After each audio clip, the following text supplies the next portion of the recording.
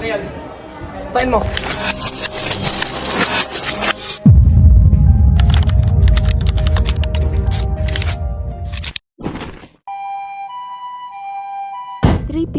PM. Nasaan ka? Nasa kantin po ako nun. Galing po siya sa akin. Naglilinis lang po ako ng room nun. Galing ako sa faculty. Kasama ko siya. Paano mo siya nakilala? Ex ko po siya. Dati ko siyang kaibigan. Ako po yung best friend niya. Advisor niya po ako.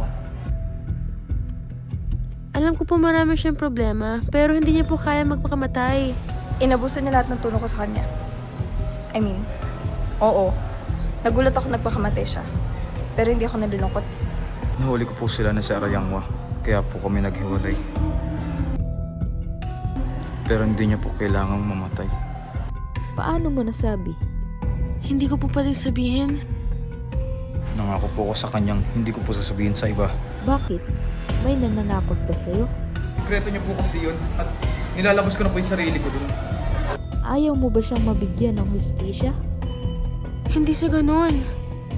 Kakayanin ba ng konsensya mong manahimik?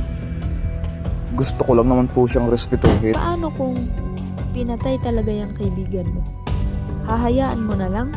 May relasyon po sila ni Sir Ayawa. Nahuli ko po sila na sa Arayangwa.